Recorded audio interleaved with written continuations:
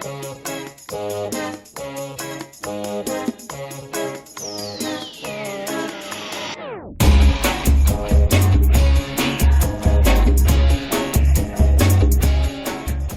ladies and gentlemen, boys and girls of all ages, and welcome to Disc-Heads, an amateur disc golf podcast here on YouTube and also on Podbean. I'm one of the co-hosts of this podcast, Lee. Across the table from me is the other co-host of this podcast, Ben. How you doing, Ben? I'm good. Amazing. And then the man with the plan and the producer of this podcast, shall we say, the head of the Hydra, Dan. How you doing, Dan? I'm good, thanks, Lee. Yourself? I'm doing great. And we have a special guest with us, Dan. I think I'll let you do the introductions because I always do the main introduction. Yeah. So I'll let you do the introduction to our guest. We're going to come with our beginner tip. We've got a disc of the week. We've got some dodgy rules. We've got a special guest joining us today, as Lisa's mentioned.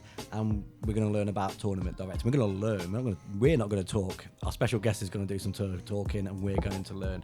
But firstly, Salisbury Acres in Martin Mowbray have had an extension. 9 new holes. Looking forward to playing them. We've booked in for the Port Pie Classic at the end of the month. Oh, yes. And we get to see 9 new holes. And the Box End Water Park in Bedford, brand new course, opened weekend just gone. All these new courses. Yeah, looking forward to getting It's down good. there, about an hour away. So it's like we're campaigning for a course and all these new courses keep popping up. Interesting. Interesting. So, move on to our first segment, and that's introducing our special guest, Mr. Andrew Douse. Hello.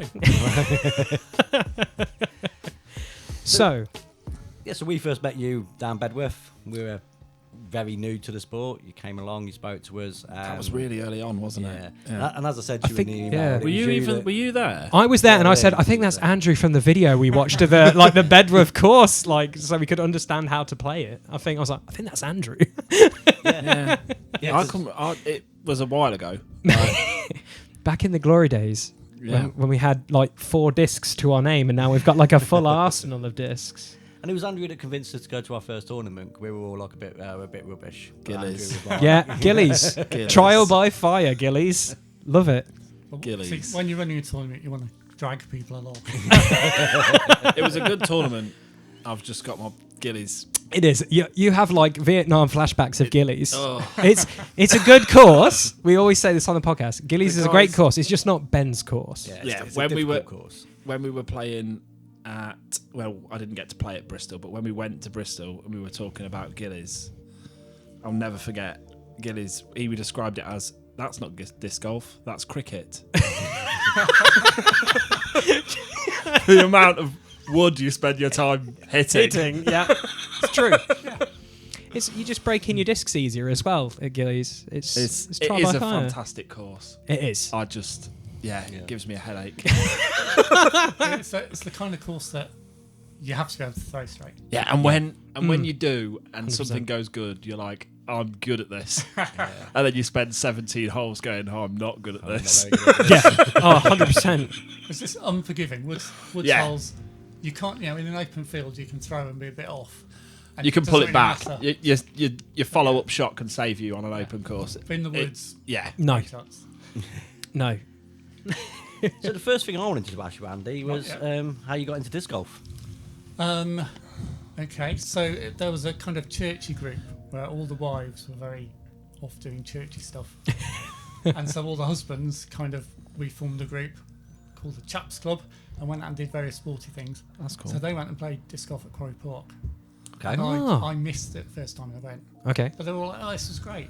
And it's something I didn't really know anything about. But when I was at uni, I used to play Ultimate.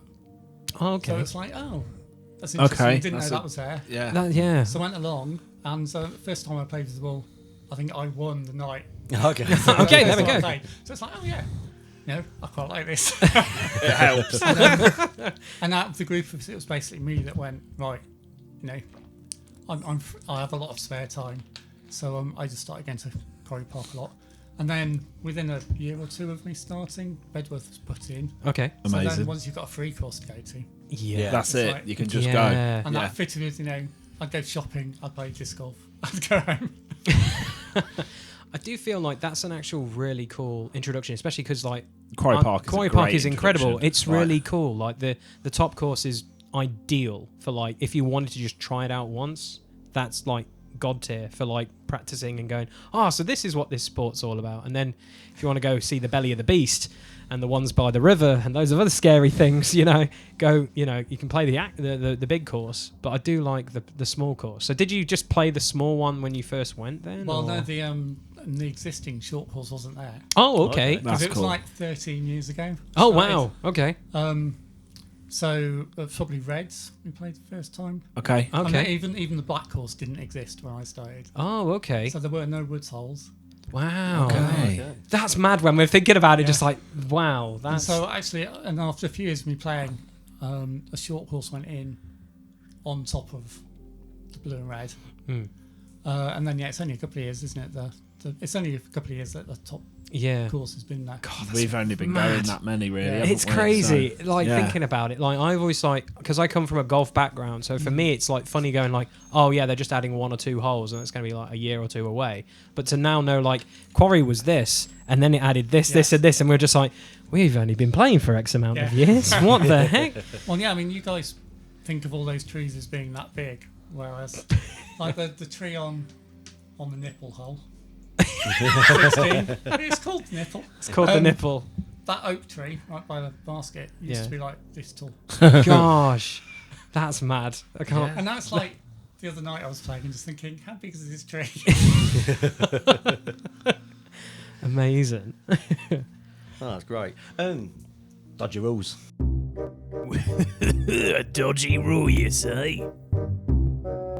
Dodgy rules, my favourite segment of our podcast recently. Oh yeah, I know where this is going. I know exactly where it's a going. Bedworth conversation, isn't It it? is. It is, yeah. So we're really hoping that you can settle this for us, Andy. Okay. So, Here we go. He's going to either say no, yes, phone a friend. That's basically it. So Lee's quite the artist and took his time with some Sharpies to put a design on a disc. Right. And the PDGA rules say that you can use permanent marker or dye. That's it. Interesting that I also learned that if you don't mark a disc and throw it at a tournament, that you can get called on that. You Yes, have it to has have to a be marked marked disc. in some way. Yeah. I found that quite interesting, which all my discs are marked anyway, but I found that quite interesting. But when you look on Reddit or any disc golf discussion, it says you draw on a disc and draw a nice little picture. It's no longer PDGA. Yeah. As I understand it, the rules are if it's got no discernible thickness, it's all right. So like if that's you fine painted then. on a disc, It would then add you could something. scratch it, you could feel it was there, Yeah. couldn't you? Whereas Sharpies, you It's can't nothing, can't is feel it? There's No. no raised surface. So It's as if you're adding something to the 'cause, like, profile almost. and Yeah. like, Yeah. you're writing on them with a Sharpie, aren't you? Yeah. Yeah. Yeah. So it's just an elaborate signature. Yeah, and that's it, and that's why initially we thought, no, we're good, and it just so happens that I love disc golf. I think about it all the time. Yeah. I was just having a bit of a Google and Yeah. come across this Reddit page. I was like, hold on, Lee's trash some discs. I'm trashing my favourite discs here. This is not good. It's the kind of thing that I don't think anyone would pick you up on. I said anyway. this. I mean, Yeah. I've got, probably shouldn't say this. I've got 2 discs that I've just started reusing again, which I drew on not with Sharpies but with a paint pen. Yeah. Okay. Yeah. So there is kind of a thickness to it. Yeah, I've done that recently with my recovery disc because I'm trying. Funny enough, white is an absolute horrible colour to do, and funny enough, I turned my Cax, which is a bright yellow disc, into the question mark from Mario. So for the tournament, I got it all ready to go, and after a few holes, some of the white was coming off every time I hit something. Funny enough, and I was like, this could be a bit of an interesting thing. So that's where I'm going down the road of if I need to dye. Fortunately, I think white might need to be the colour I need to learn how to You dye. need to do white discs. Yeah. Yeah, Or all get white a discs. Or buy the white disc. Yeah. And then paint it all yellow and lots of other madness. But no, it was interesting because when we looked it up online, it was like the same paragraph under the you're allowed to have it, and also you're not allowed to have it. So I was like, you just copied and paste this. This makes me really sad if I can't throw things. And doing art for my whole team and for friends, and they're just like, you've made this disc illegally. How dare you? You're not my friend anymore. But hey, it's all good. I'm grateful. And if you do pull me up on it, I'll be like, I'm not a great player anyway, so I'm not going to be breaking the bank anyway for winning tournaments anytime soon. So Yeah. So yeah, I think you're all right. good. Smash it. Good. Dodgy rule solved. Draw on your discs. A dodgy rule, you say? Something we talk about every now and then. We've not done for a few episodes, so I wanted to speak about it and thought that Andrew's contribution might benefit us all. Just good practice routines. So something I've been doing recently is starting I got put in basket at home, and I'm starting 2 foot away. The kind of thing where you should be making 100 of 100, every shot. And then taking a step We've back. all had some clangers in the last few weeks. Yeah, but I'm Some talking, real close clangers as well. I'm glad you weren't at the tournament on Saturday, mate. I can tell you. When it rains, it pours for me. I can tell you. but yeah, then I'm taking a step back and then trying again, and then working back.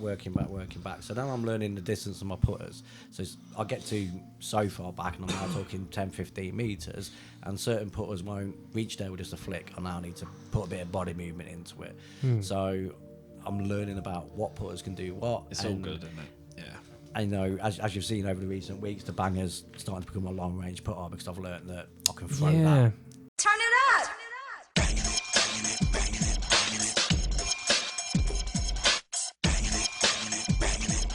That was interesting. Turn it up. That's my training tip that I've been doing recently. Want to jump to Ben? You've been doing any training recently? Yeah, loads. No. You know me. I'm not Grip big it. on practice. I just show up, have a bad round. I think you are like the Allen Iverson. It's like practice. When you just talk about practice. We sitting here, I'm supposed to be the franchise player, and we're in here talking about practice. We talking about practice. Not a game. We talking about practice. Not the game that I go out there and die for and play every game like it's my last. Not the game. We're talking about practice, man. And I'm not shoving it aside, like it don't mean anything. I know it's important. I do. I honestly do. But we talking about practice, man. What are we talking about? Practice? We're talking about practice, man. We're talking about practice. We're talking about practice? Practice? Really? Whatevs. Like, I have said with this Melton Mowbray tournament coming up, the basket's coming back out and it's practice time. nice. You do practice more in the summer. Yeah. It's winter that keeps you indoors. I'll just stay in. Yeah. You I become work part outside. better. I'm not Yeah. also spending any more time outside when it's cold. Fair. I've practiced putting in my corridor. I don't know if my neighbours think I'm absolutely insane. But the week leading up to the tournament, I was just trying to get dead straight putts, and it worked for 2 rounds until the 3rd round. My putting decided to go. Nah. I had that. So it clanged I everything. had that little rubber mini, didn't I? You did. That I was pinging around everywhere, Yeah. and that's miraculously disappeared. I feel like that has been removed from circulation. Do you feel like someone in your household might have like hit it? Yeah, probably. Yeah, probably. Probably. So But no. What do you do to train, Andy? Yeah, I think I'm with Ben here, as I don't really do a lot of. I love I this. probably used to, but the only thing I'd say is having a bit of a warmth before the round. That makes a big difference. Yeah. But I always then feel like on a tournament, I hate to practice on the hole I'm about to start on. I get that. Yeah. But I've kind of gotten to the habit now of practicing the hole or 2 before, so you kind of work back to your starting position. Oh, okay. And like practicing putting, warming up putting is probably really important, but I can never really be bothered to do it. It's like if a couple go in, that's it. Stop. Yeah. Stop You're while I'm good. ahead. You're good. Fair. But like at home, I don't have space. Unfortunately, I've got Yeah. a really small garden, so Right. That's it. I used Fair.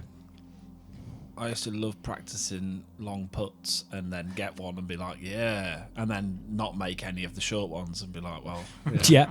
Made the long I'd one. practice all week the round before and be like, yeah, this is going to be real good. But before the round, practice all week. I'm ready for this, and then the round would be awful. So it just doesn't happen anymore. Just doesn't happen anymore. It's like I'm giving away all my good throws. I just wanna bank 'em. That's how I feel a lot of the time. Don't want to use up the good shots before you start playing. Yeah, 100%. Fair. Fair. Maybe I should just throw bad for a week. Maybe. Just have a bad round and be like, yeah, it's all going to be go up from here. It's all coming up Millhouse. Can I go one way? Yeah, exactly. But the thing is that before the Quarry Park tournament, the BD UK, I can't say it. There's so many like terminologies where you guys say these things. I'm like, sure, letters. Like, Yeah. But the British Disc Golf Tournament that happened at Quarry Park, I did a lot of training before that. Okay. And then went and had my worst two rounds. Like, they were awful. Yeah. Like, walked away last on the card. Like, just yeah, knowing that I'm better than that. So sometimes overtraining can. yeah, You kind of want to train enough that you know you can do it, and then not think about it. Yeah. yeah, Once you get to actually playing, You don't want to have it in think your about head. it. Yeah. yeah, 100%. This is what I've said before. Like, because you guys are all at a similar level and I'm not as good. I have my moments, but generally not as good. You guys get inside your own heads, Yeah. and your rounds go downhill.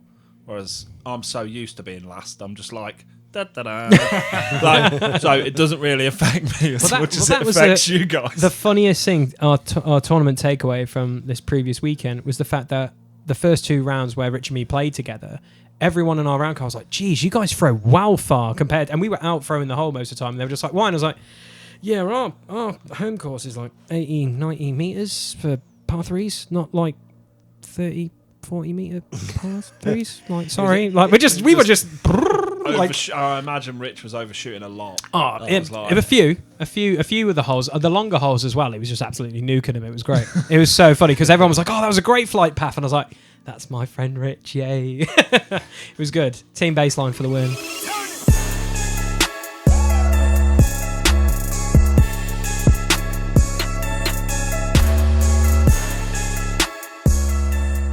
Honestly, Well, you brought up the tournament. And Yes. my disc of the week. So insert jingle here. yes. Disc of the week.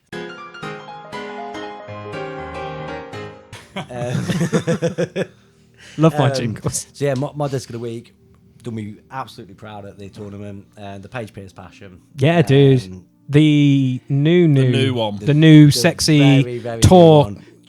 jawbreaker flexi Yeah. thing. I don't flex, I'm success. I don't flex, flex. I don't flex, flex. Flex, flex. I don't flex, flex. I don't flex, flex. I don't flex, flex. So throwing it the weeks before, it was going dead straight, and I was like, once this breaks in, it's going to bend left like all my other discs. But during the tournament, dead straight, whenever I needed a straight shot, that came out of the bag. Nice. The only time that went wrong was when I went wrong and had the worst late release, and it just flew off into the distance. Love it. It flew, but just not in a direction Just not it should right. have done. But Fair. that was all on me. Okay.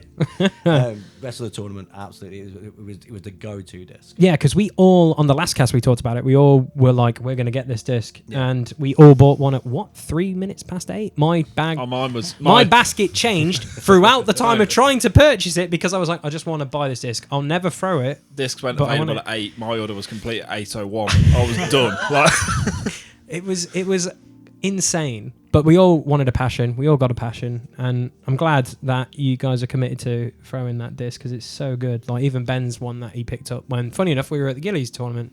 that's Such a so good heavy, disc. though. It is compared to I what it don't is like now. that one. Numbers 8-5 minus 1-1. Okay. Great disc. Yeah. Disc of the week. The other disc that I got from that collection, Sweet. the Zone OS. Yeah, that was doing that for you. That- It's so good. To say, I've only threw it the round we played 2 weeks ago, Yeah. Mm-hmm. and the first time I threw it, I looked at I was like, so it's going to do this, and then I went, I need to aim here, and I hit the basket. It didn't go in, but I at least hit it. So Yeah. I was like, yeah, I get this now. Mm-hmm. So But every throw was like that. You was throwing it. yeah, But the thing was that when we saw the numbers and we saw the disc, we all were like, "This is a bit of Ben."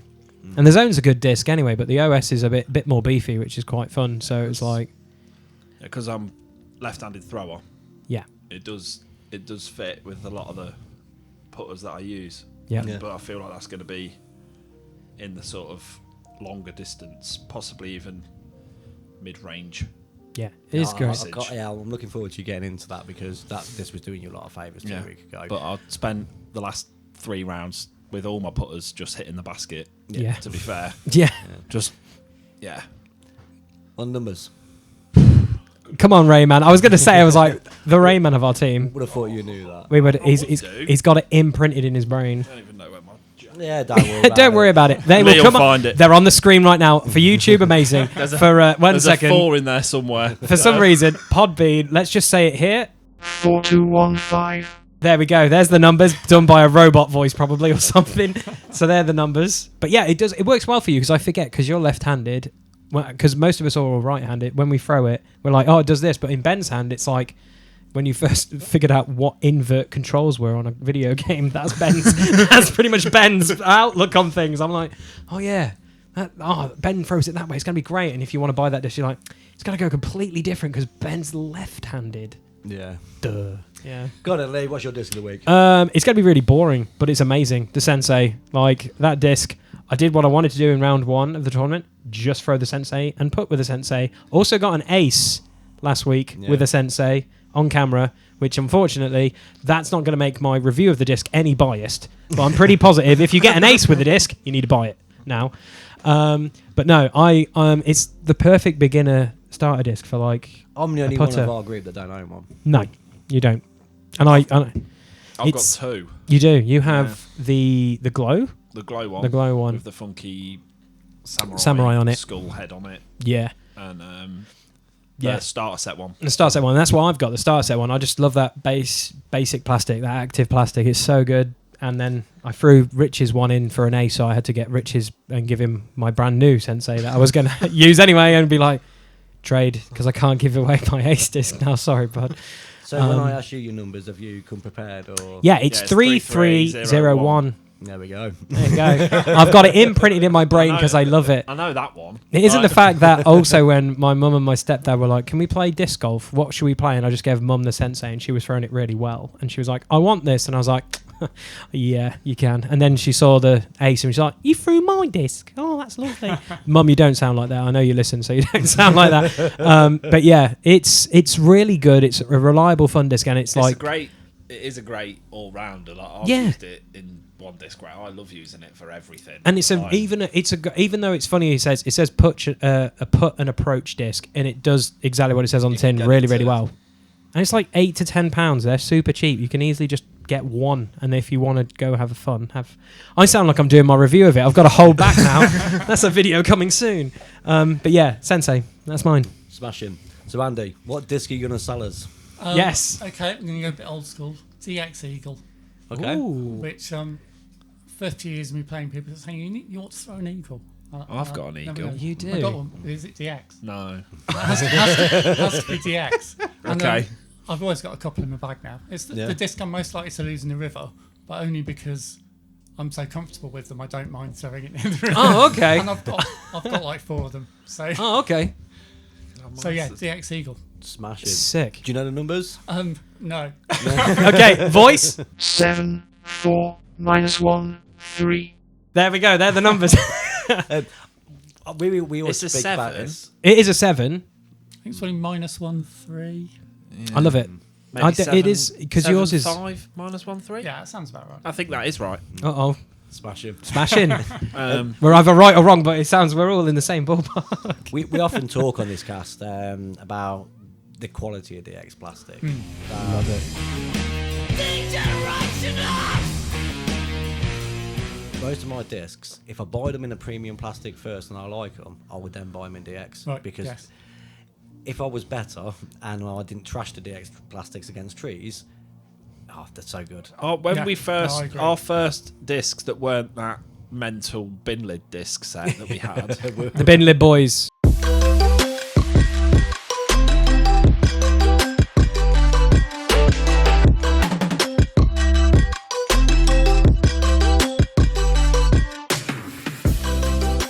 were DX discs, weren't Yeah. they? But they got battered because we didn't know what we were doing. Yeah.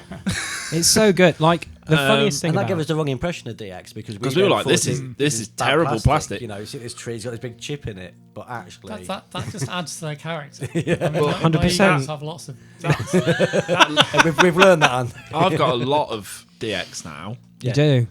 Like that leopard I mean, that is completely the leopard 3 that's still completely unmarked. I don't know how because it always, funny enough, everything. it hits every tree and it lives like a leopard in But most rounds. it weighs absolutely nothing. So it sort of just Yeah. goes, oh. It doesn't make any. it's It doesn't make any like impact. It's just Yes. The weirdest thing when you bought the leopard was when you were like, throw this, and Rich and me threw it, and then we immediately went, yeah, this isn't our disc, and because it's how light it is, we were just like, this is scary because it just was like, and it just went. You guys throw higher speeds Yeah, a lot harder than me, and you guys were like just throwing it too much, and it was just going. yeah. It literally, if it landed on people, it would murder someone. Like, It almost just flips and falls straight down when you guys throw it because Yeah. you put so much on it. But Yeah. I can get it to match you guys because yeah, it's it just so works for good. me. It's a good disc. We are the music makers, and we are the dreamers of dreams. Hi there, guys. Lee here from this lovely podcast. Are you enjoying the episode? If you are, please leave a like. A like is much appreciated. If you're listening to it on Podbean, give us a follow and comment below. That'd be awesome. If you're watching it on YouTube, why not feel like subscribing and, giving us a like or commenting below your thoughts on the episode so far or some of the topics we bring up.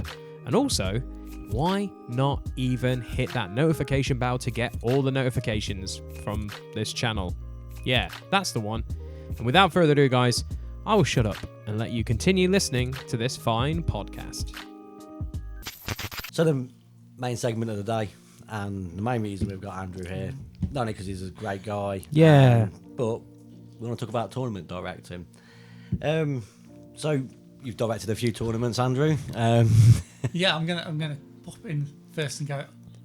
I'd like to keep it simple, so I've only done small one-dayers. That's Yeah. it. That's Yeah. perfect. Well, They're the best I don't ones. get too complicated. Yeah. to be fair, we've not done a 2-day yet.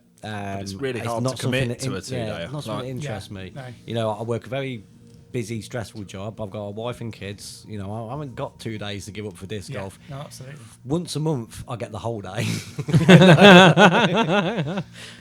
So what's the main role of a tournament director? So yes, kind of organising and getting everything sorted. So I mean, I've kind of worked through how it goes. So obviously, you think, oh, I want to run something. Yeah. Pick a place, pick a time. But then you can register it on the PDGA. So I mean, these days it's actually pretty easy because once you've registered it with the PDGA, their online system now is amazing. So it kind of talks you through it. The extra complication in the UK at the moment is you have to get approval for your tournament. Okay. So your country coordinator has to approve it, which at the moment, although it's technically Charlie Mead, it's Harry Messenger who is doing it on behalf of the PDGA.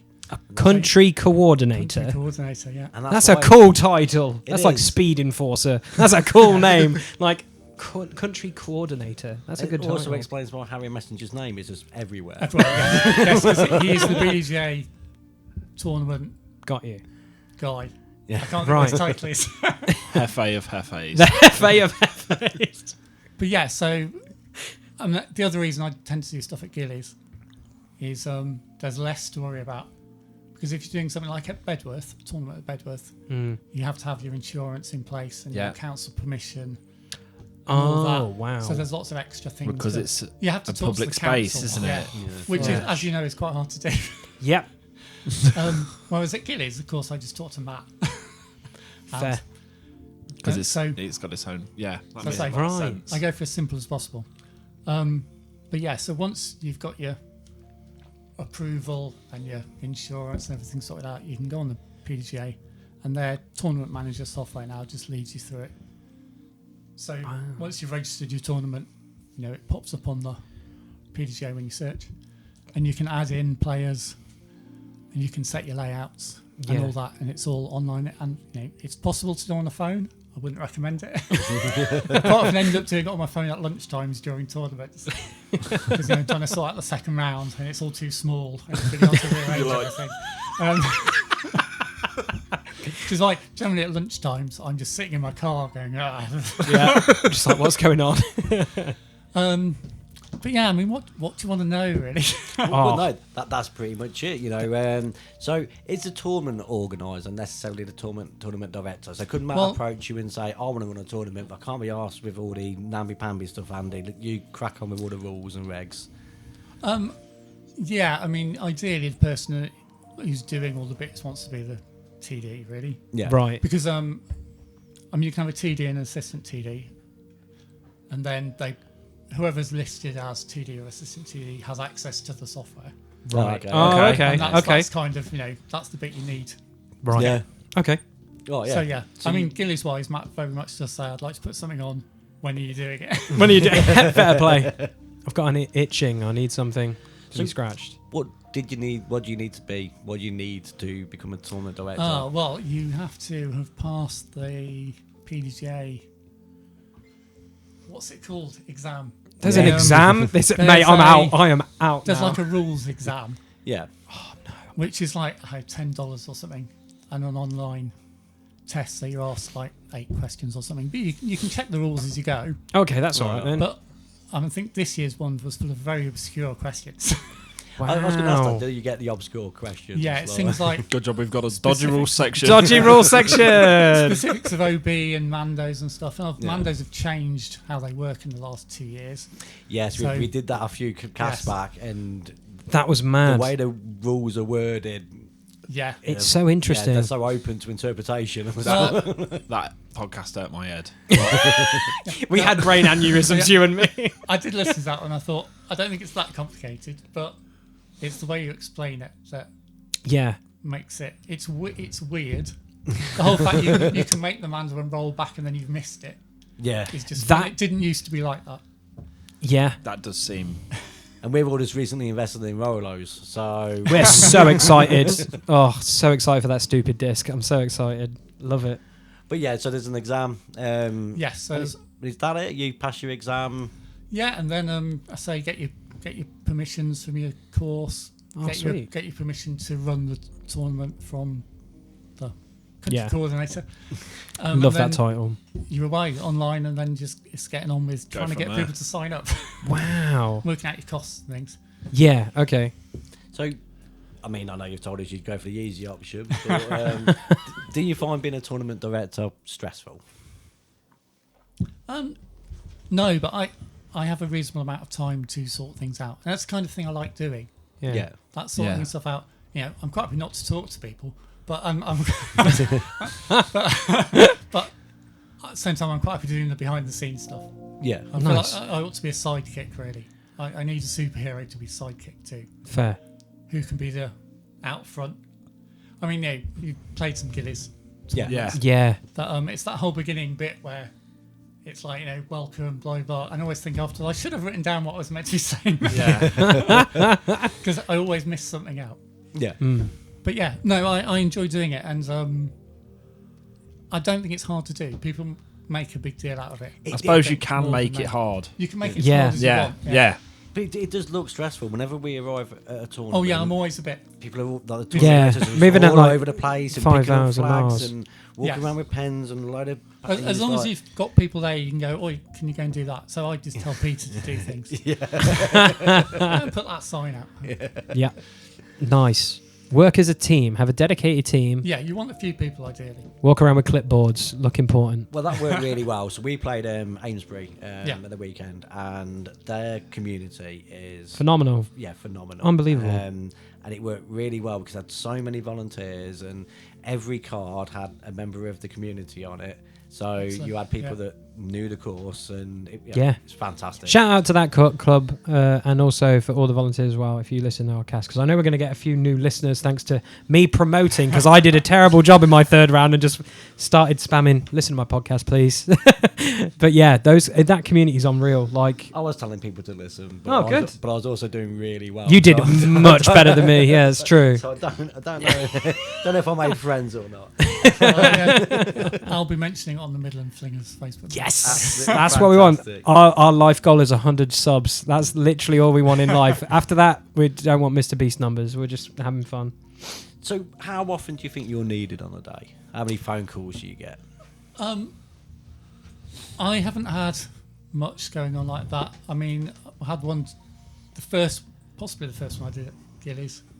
We had a slight hitch in that I was signing everyone in, but there were like 2 people missing, and I was like, oh, that's fine. But they were on the same card. Oh, okay. So everyone went out and started, and one card only had 2 players on it, which you have to have 3 on a card. But fortunately, other experienced players out on the course sorted that out for me. And halfway through the round, people were like, oh, this happened, but we sorted it out for you.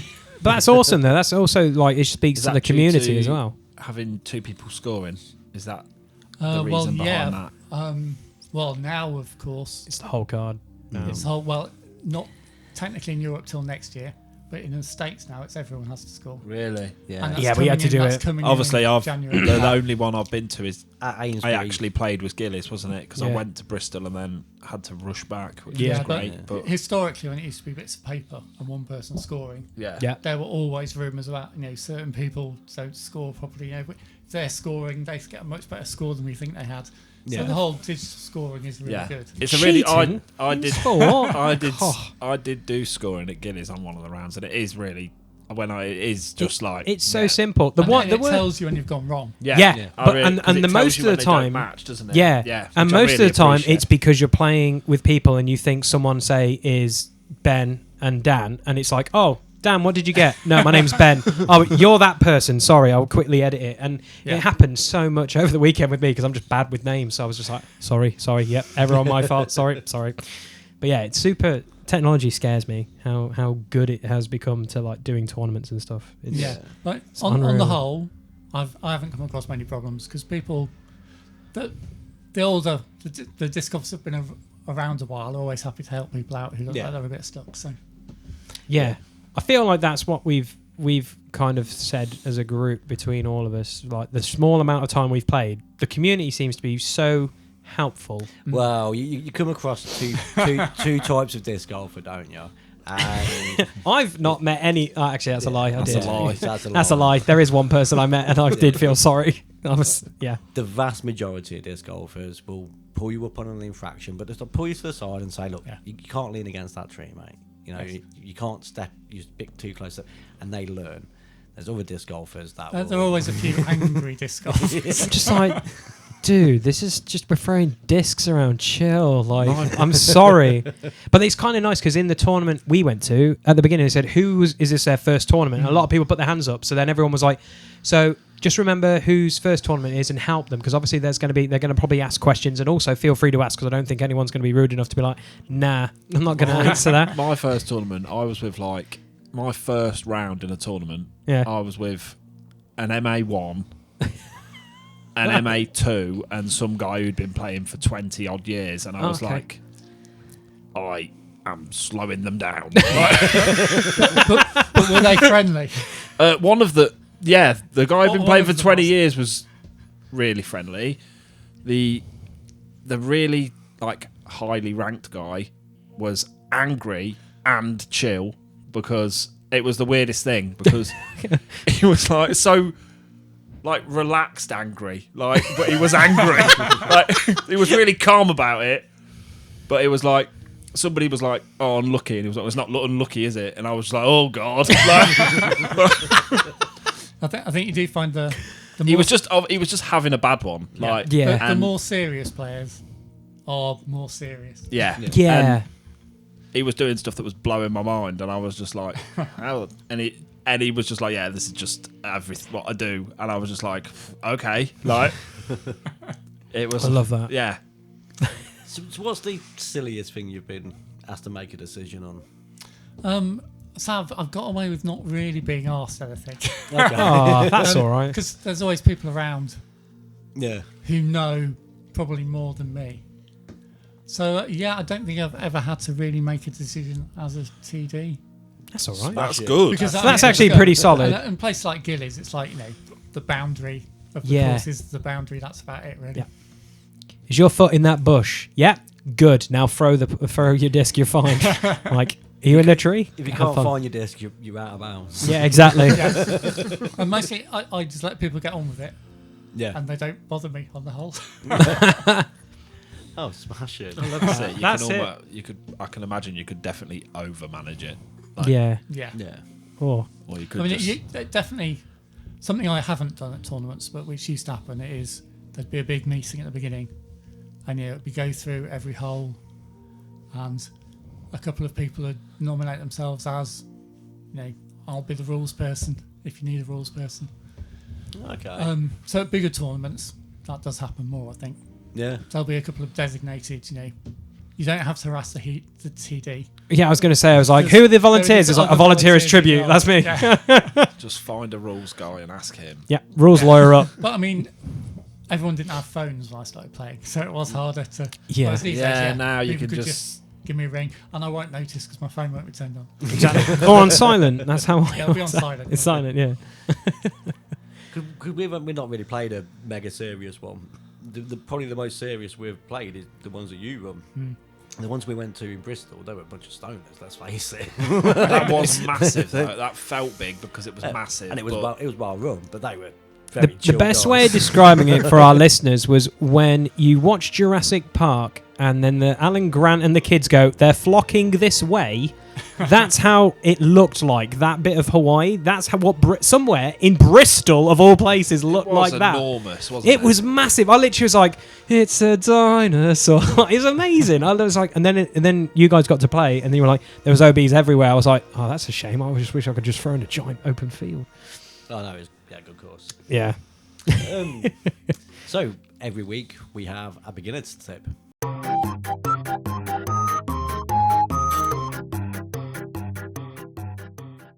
And we normally come from the concept of us being beginners. But Andy, what would you give if you were to give a tip to a beginner?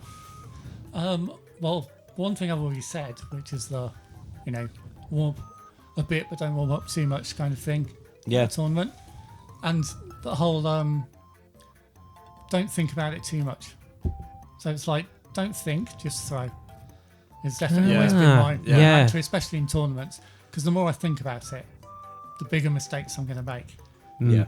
And I'm playing this week for the Quarry Park League the other night.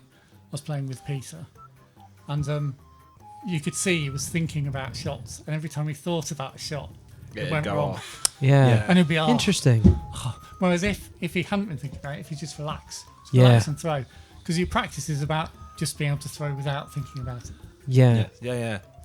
And Interesting. I've said before, I've been studying my back garden, and I'm making 10, 15 foot putts, and I should be making them. I know I can make them, and for some reason I can get in my own head.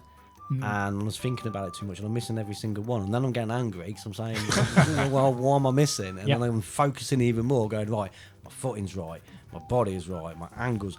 Yeah. I just keep missing. That is that thing that I say about tournaments, though, isn't it? You see yourself doing bad, and then you're like, oh, it happened.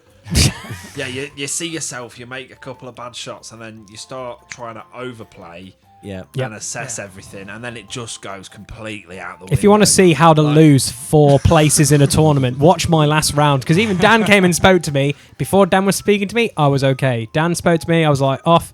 Then I had a nightmare hole. Then it just, when it rains, it pours with me, and it happens. Then Rich was behind us. It was like, Lee, how you doing? And he just looked at me, and I was like, when it rains, it pours, bro. Like, literally, I was missing putts, like, from me to Ben. And I was like, why aren't you? And it would be like, hit the chain and bounce out. And I'm like, how? Like, why? Like, it's just bad. That would be the other thing, which I know is really hard to do, which is your next shots. Yeah. Nothing to do with your last shot. Exactly. That's something. It's like, it doesn't matter. That just went horribly wrong. But that doesn't mean the next one's going to be horribly wrong unless it gets in your head. Yeah, 100%. I would literally have a good really good shot. and then a bad shot. Because that hands up is my biggest That is your problem. biggest. I can miss a putt and then be really angry and then walk up to a 60-metre hole and pull my 10-speed construct out and just whip it. And just be like, that's nice. And then it's just gone. Yeah, Like, that's right. I didn't need to do that. And throwing angry. Yeah. And it just gets to me, and I'm just like, the next thing I need to do is a great big drive. I need to land on the pin, instead of thinking, let's just play up safe and Play the hole. Yeah. get Yeah. for a birdie and walk away happier. Yes. And especially in tournaments. I think my downfall on the Quarry Park tournament was I had a bad hole early on and ended up in the creek. And Which that was creek? the one.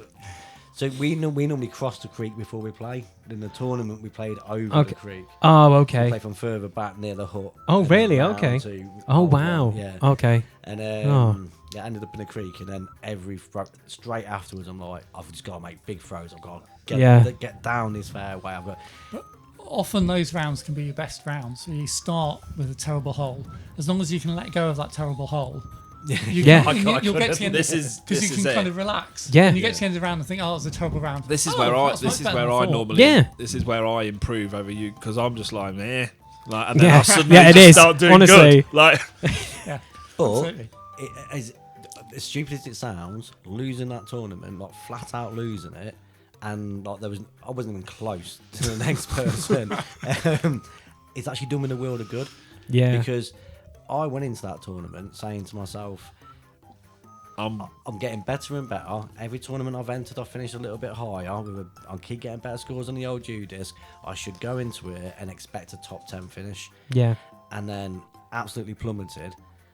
Since then, I've become more relaxed about my game. yeah. And when I went to Amesbury, I was very much, as long as I have fun, I don't care. And That is the key. I pulled in the 7th. To be honest, You it know, was so, you know. like Dan had an ungodly round, a couple of rounds, really played well. Also got his first ever unofficial ace when we were warming up as well, which was mad. See, I was worried about that when you guys said, yeah, Dan aced a hole in the warm up. I was like, No, that doesn't bode well. We were freaking out because like Dan aced a hole in the warm up. Then a guy with us, I want to say it's Adam. I do apologise if that's not it. Rich and me were on the card because obviously we were there for the first 2 rounds. He then throws in an ace and he's like, that's the first ace I've ever got and I've been playing for 4 years. And then I turned around and I was like, Rich, maybe we're good luck charms. And everyone in our group was like, what do you mean? I was like, well, our buddy got an ace earlier. Now you've got an ace. Maybe we're all going to get aces today. And then everyone else is here. We're hearing other people on holes were getting aces and stuff. We were just like, wow, there's something in the water today. Something in the water. Pessimistic, but I'd see that as a bad omen. Like, No. So Andy mentioned using up your good shots. That's what it all comes back to. Like, So Andy mentioned something earlier about not wanting to train on the hole you're going to start on. So we did. We practiced the first hole that we were going to start on. Well, I was going to start on. Then we moved on to the hole that you was going to start on. Yep. But it was a tunnel down these woods. It was so good. And we spent 15, 20 minutes just practicing this hole over and over and over again. But it was good. To the point where I knew I could skip the berg out of it. Lee knew he could throw his disc. Richard was throwing a roller out of it. Yeah. All 3 rounds, could I skip the berg out of it? No. that's what I mean. The thing was, it was like a baby Gillies because it was literally like brrr, all the trees in the world. And they were like, have you seen this? We've added it. And we were like, what do you mean? And I was like, 15 looks great. And they're like, no, follow the arrows. And then we just went, oh, trees. Oh, and it was like the coolest like tunnel shot ever. And we were just like, Gillies flashbacks here. This is pretty cool. And then it's just like, first couple of rounds you'd throw it and we'd be like, okay, I got it further. And then a few rounds you hear someone just go, oh, you bugger. And you're like, what's that? And he's like, you probably hit the second tree. And you hear the group going like, I only hit the second tree. And we're just like, oh yeah, that's what we were doing in warm-ups. It's all good. Like, it's just good. It was good fun. Flashback to the greatest disc golf moment of my life. Where we went and played Gillies and Dan let rip an absolute massive, like really strong shot and hit the first tree. It was like the bottom, is it hole 8 on Gillies down in the over in the corner? One of the playing back towards the hook, but over in the corner. Yeah. Yeah, he hit the tree and he was like, well, that was the worst disc golf shot ever. And then proceeded to Hit the same hit the bloody very tree. same tree on the very next shot. I was dead. Like, It's like, Ben is broken. oh my god! And then it took us 20 minutes to find a bright orange disc. Yeah.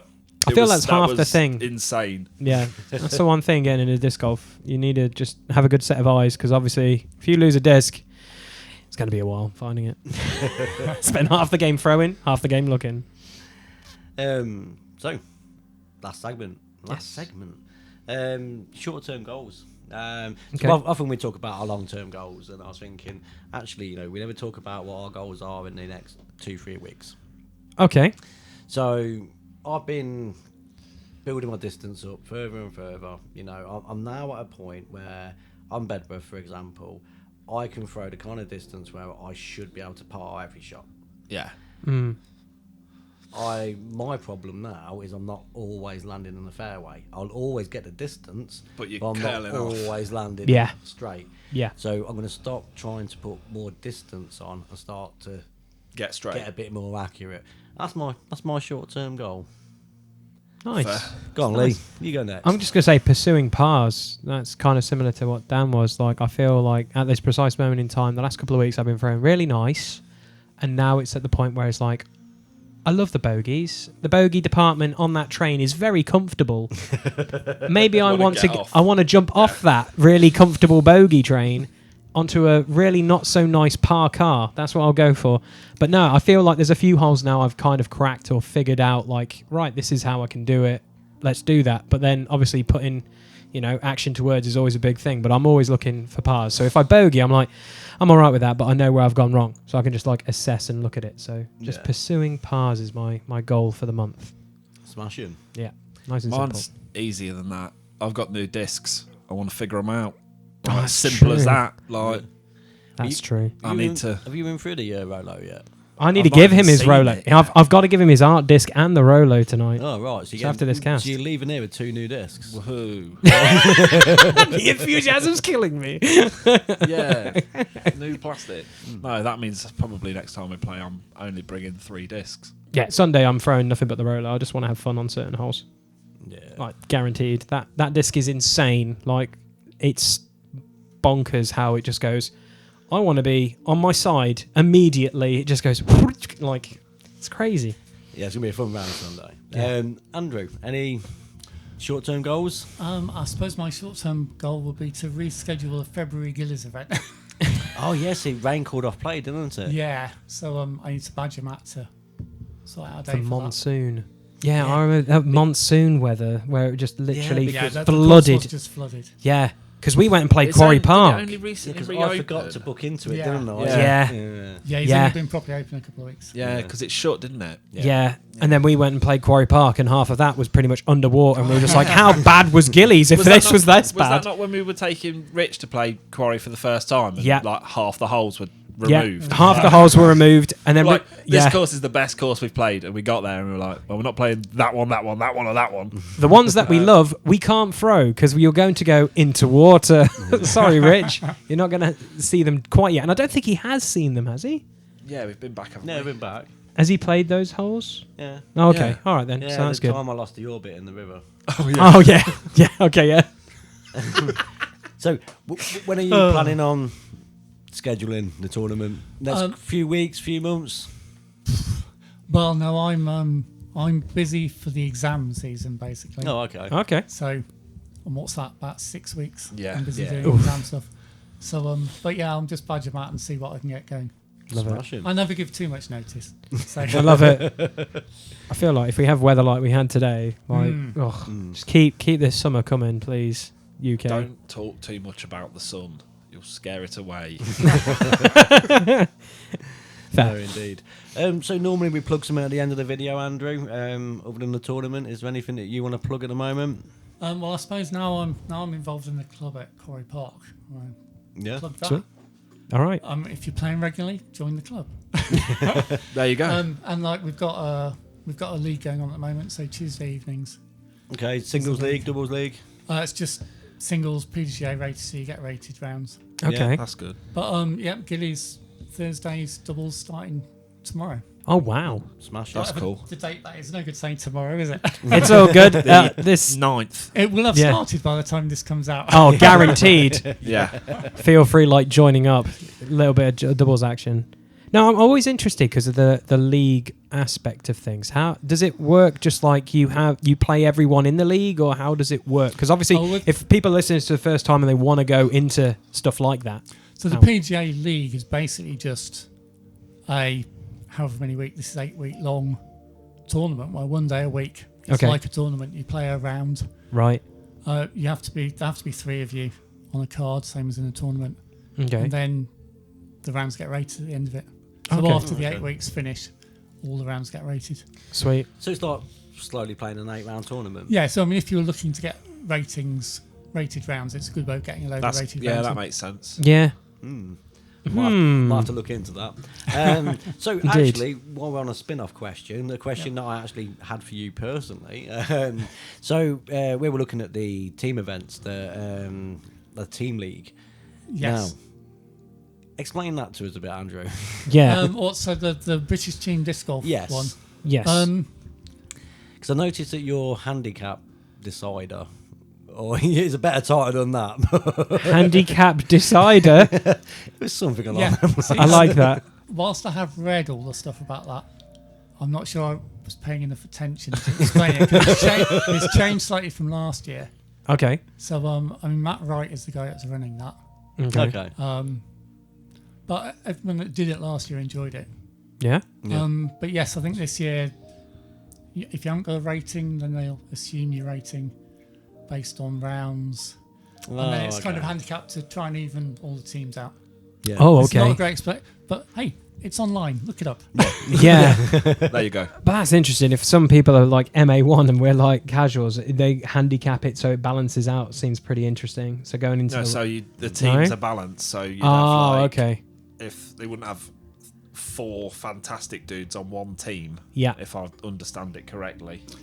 Yeah, certainly with last year's, there was like a rating. The team had to have a maximum rating, combined rating of. You have to hit a certain number. Average rating of the team had to be a certain number. Gotcha. Okay, okay. Got you. But I think it's slightly more. What they need to do is get 3 really good players and then slip me in at the bottom to bring the rating down. We're just like, we need you to shoot this number, stick to that number, get good at that number. Yeah, I think with the handicap, it's a bit more handicap based this year. Okay. Yeah. So that means if you did have a team where it was 3 like MA1 players, Wow. they'd be knocking quite a lot off their scores. Yeah. While the other Yeah. team would be adding quite a lot onto their. Yeah. Yeah. Right. Yeah. Gotcha. Okay. So which actually makes it harder if you're a higher rated player. On the whole, the handicap favours the lower rated. Yeah, players. because definitely. you're obviously the lower rated you are, the more likely you are to improve. Yeah, that makes sense. Yes, Yeah. and, That's and cool. it's like the benefit of the doubt goes your way a bit. yeah. I like that. I like that a lot. It's worth looking into if you guys fancy doing it. I think the sign-ups are happening at the moment, aren't they? They We're are. not we this year. decided that we're going to do it next year. Next year. Yeah. We need another year under our With belt. this, especially this year, we've all personally got a lot going on. So Yeah. we can't commit to weekly stuff at the minute. But Yeah. there's a good chance that that'll happen next year. In the not too distant future. Or when you're listening to this, it might have already happened. I don't know. Time is just a concept to some people. It is. But thank you for listening. Podbean listeners, YouTube listeners. Yeah. Do all the things we love. Like, download, subscribe. Our goal, if you're listening to this, is to get to 100 subscribers on our YouTube channel. It's a small thing if you look at things like Mr. Beast and other channels which have millions. Like, it's all good. But we do Everybody appreciate starts you. somewhere. And It's look out- true. Look out for Birdmasters 3. That should be out about the same time. Yeah, it should be. Two's almost done. And then we're going to be filming 3 very, very soon. So, yeah, Bergmasters 2 is coming out. Our main series where we love to throw the Berg. Let's do it on the Berg. On the Berg. Well, I've got a couple, but that's one of those discs that everyone says to me, "Oh, you've got to throw the Berg," Okay. and especially as I throw forehand dominantly. Okay.